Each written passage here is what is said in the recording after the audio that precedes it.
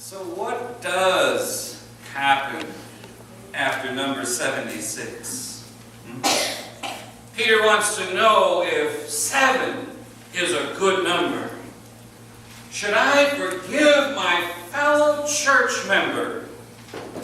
You know, it's curious to me that he says that. I don't think anywhere else in the scriptures does it talk about a church member or a fellow church member. It always talks about us as brothers and sisters.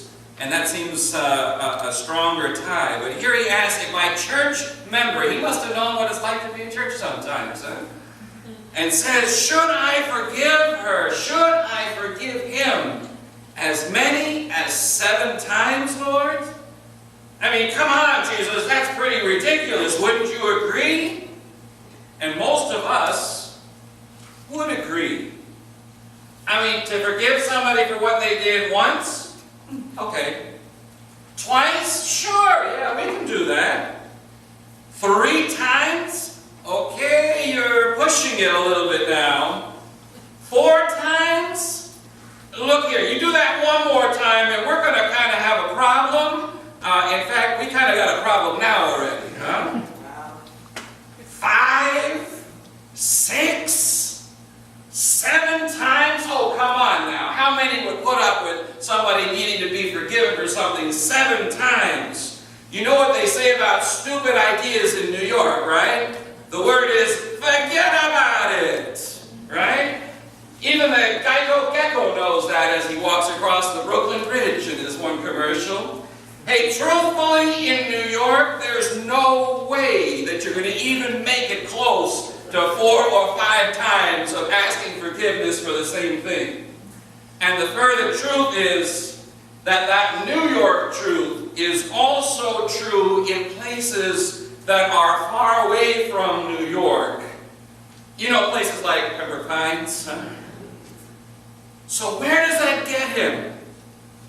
Where does Peter land with his most generous offer to Jesus of, I'm willing to forgive as many as 7 times? It turns out he's not even close. Jesus says to him, not 7 times, but 70 times 7. So, no, what I messed it up here. 77 times. That's why we want to know what happens after the 76th time, huh?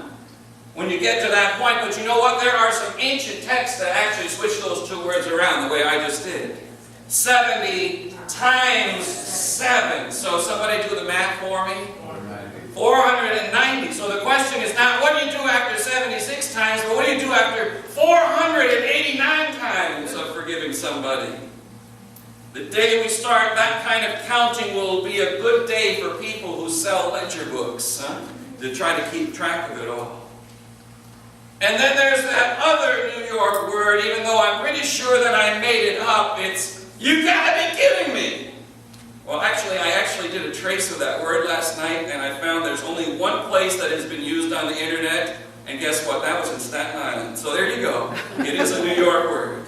How do you keep count of 489, 490 times of saying, I'm sorry, I forgive you? 77 times is more than enough. 489 times. The point that Jesus is trying to make to Peter is not that you have to have a better way of accounting. The point that he's trying to make is that you don't have to count at all. That's why Jesus tells the parable. The parable about the man who owes 10,000 talents. Now, a talent was a very specific, measured weight in silver. And so, therefore, a very precise amount could be calculated. 1 talent weighed 130 pounds of silver. And so, from that, you could take the value of that. It is the value of 15 years' worth of wages. All right, so take 15 years' worth of wages. That's 1 talent. How many did he owe? 10,000 talents. Okay, so then we can do the math, right? It will only take him 150,000 years to be able to pay back his debt. 150,000 years of work and labor. How you doing with that, Mike? So, probably not doable. Probably not doable? Okay. I mean, for some of us, we're working on it, but, if it's not doable, 150,000 years worth of work to pay back. How he got into that kind of debt, we don't even know. We never find out. But it would be immediately clear to those who heard Jesus tell the parable that this man could never in his lifetime have paid back this debt. Not in a million years. And yet when he asks, his master forgives him. Completely absolves him, set him free of that debt. After planning to throw him into the debtor's prison, there are reasons why some versions of the Lord's Prayer ask, "Forgive us our debts as we forgive our debtors." The man asks, the king responds, it's that simple. Set free, the man goes about his way and stumbles across a servant who owes him some money. Not 10,000 talents, not 1 talent even, but just 100 denarii. Now, a denarius was the equivalent of 1 day's worth of work. So if he had 100 denarius, that's 100 days' work. It's a doable amount. If you take 100 days, so that's what, like about 1/3 of the year. If he had no other expenses, which is unlikely, but still, if he had no other expenses, he could pay off his debt in about 1/3 of a year. We could make that one happen, right? It's possible. And yet when the cry for mercy comes from that fellow servant to the one who has been forgiven, "Have patience with me, and I will pay you," coming from a man who actually could achieve that promise, unlike the first servant who had no chance of making that promise come true, who used the very same words when he was in front of the king. And yet he declares that he wants his fellow servant thrown into the debtor's prison. Now, there's a part of me that doesn't understand that. If someone owes you something, how does throwing them in prison help you or help them to earn back what it is that they owe you? I mean, when you're sitting in prison, you're not making a lot of money, if any at all. It turns out that it's not about making the money. It turns out that throwing somebody into prison is not about making the money back. It's about forcing them into a place where they will have no choice but to pay. But this first servant, he's seen. He's been observed. He didn't realize that there were security cameras all around, He didn't know that there were other servants who were watching his every step. People were watching, and they know. And they report back to the king. And so that first man is brought to justice. The king is made aware, and this first servant, he says, is to be thrown into prison himself. End of story. No forgiveness given, no forgiveness received. So take that, Peter. Now what? Peter wanted to play the numbers game. The truth is, we all do. We want to know, how much can we get away with? How many times do we need to forgive and still stay in God's graces before we run out? 7 times, Jesus? 7 times? Nobody forgives 7 times. That's more than generous. But Jesus ups the ante. And guess what? It's not that he wants us to keep closer track of our friends and our neighbors and how many times they've come and asked us for forgiveness. It's not about how many times our fellow church member has done us wrong with some slight that we have taken the wrong way. It's not that Jesus wants us to remember that when we hit the number 76 or that number 489, depending on how you do your gospel math, that we finally get to say, okay, go ahead, buddy. One more time, I'm taking you down after that. Huh? That's not where it's at. Jesus had something else in mind. It's not that we increase our forgiveness quota, but rather that we stop counting. That's right, stop counting. Because forgiveness is not about counting. It's about love. It's about relationship. It's about an intimacy among the people of God, among the children of God, among those who have learned to live life in another way, a way of caring, or a way of being in relationship with one another, which includes forgiving. That way doesn't count the number of wrongs. You know the old saying, love means never having to say, I'm sorry. You know, I think that that really needs to be adjusted. I think that love means never counting how many times you have to say, I'm sorry. Got that, baby?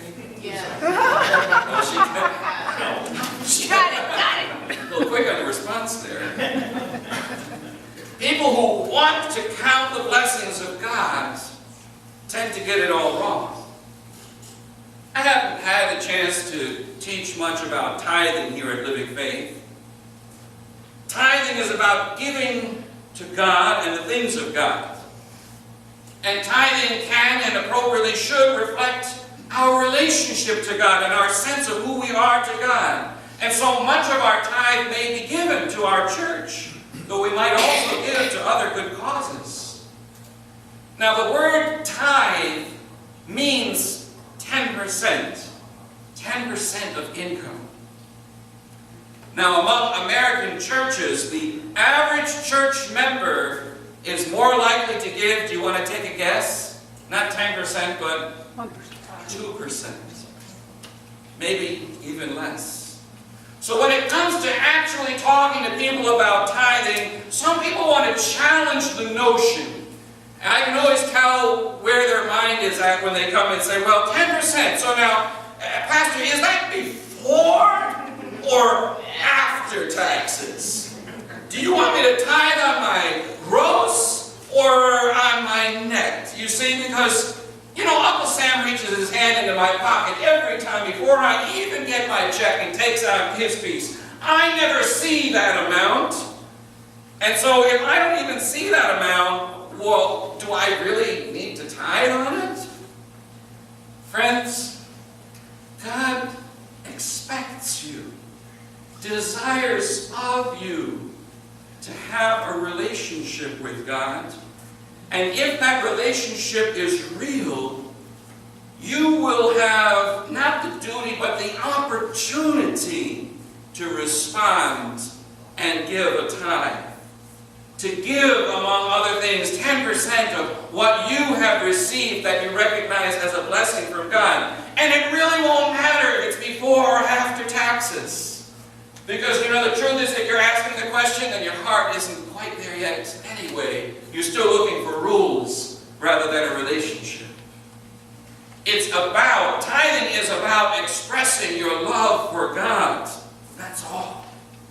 And if you ask about whether it should be on net or gross, then you're still on the should issue rather than on the opportunity issue.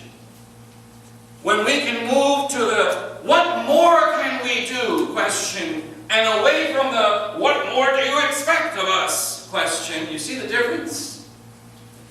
Until that happens, it really doesn't matter because our heart is not yet in the right place. Well, forgiveness runs to the same thing. What more can we do about forgiveness in our lives, in the way that we live our lives with others. The king who wanted at first to put the slave in prison and then relents when the slave asks, finally caves in and does throw this slave into prison.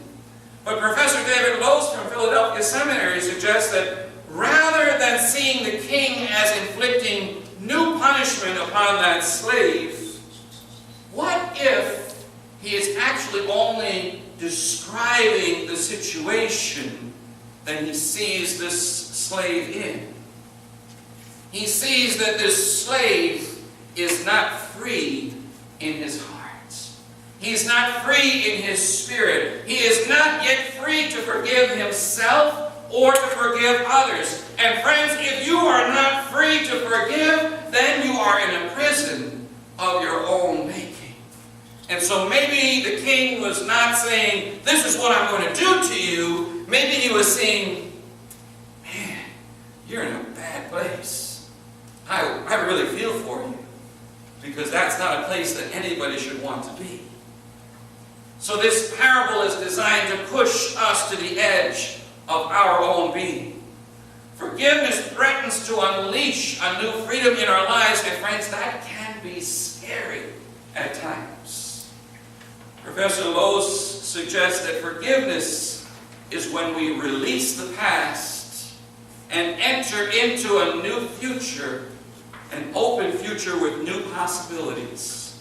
Without forgiveness, we stay stuck in that past, into our present, and continue on that way until the end of time.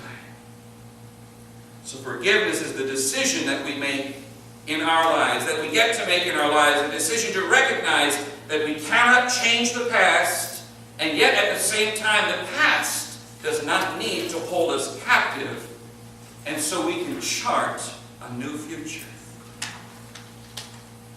This week that has just gone by, the week in which we marked the 13th anniversary of 9/11, and we also marked the new reality of war, if you watched the president's speech the night before. A new reality of dealing with new threats or old threats revisited in the face of ISIS. And in the face of that, the question of forgiveness is particularly difficult to bear. Last night as I was preparing my sermon, a box popped open about this yet latest victim of ISIS, a British international aid worker who was beheaded. Earlier this week, I was asked to provide an invocation for the Miramar Pembroke Pines Chamber of Commerce. And for that invocation, I chose the prayer of St. Francis. Perhaps you remember it. Lord, make me an instrument of your peace. I stumbled onto a site that had the prayer and also had some videos regarding the journalists who have just recently been executed. And at the bottom, you know, when you get to the bottom of news stories now, there's room for comments, for people to post their comments. Do you ever stop and read those? I would almost suggest to you that you don't, because they are filled with so much pain and hurt and even hatred. What struck me as I read the comments, though, was about the spitting rage and the absolute hatred that free Americans were expressing, not at ISIS, but at one another. At people who disagreed with their own perspectives. Correct me if I'm wrong, I thought that we proudly live in this land so that we can express ourselves without fear of retaliation, without having to read that somebody wishes that ISIS would do to your family what we know that they do to other people.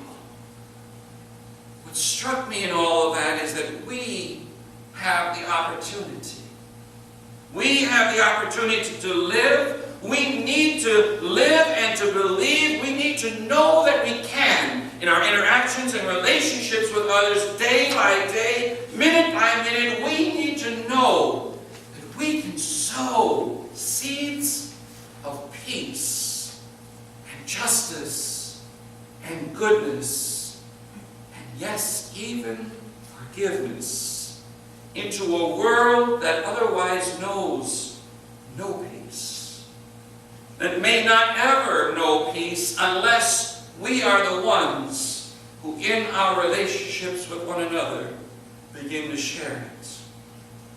And friends, that doesn't start with radical Islamists on the other side of the world. It starts with the people we know best. Peter says, my brother or my sister in church who sins against me, how often shall I forgive that person? And even when it comes close to number 76 or number 489, here's the question. Are you still counting? May we be free to forgive the way God calls us to. In the name of the Father, and the Son, and the Holy Spirit. Amen.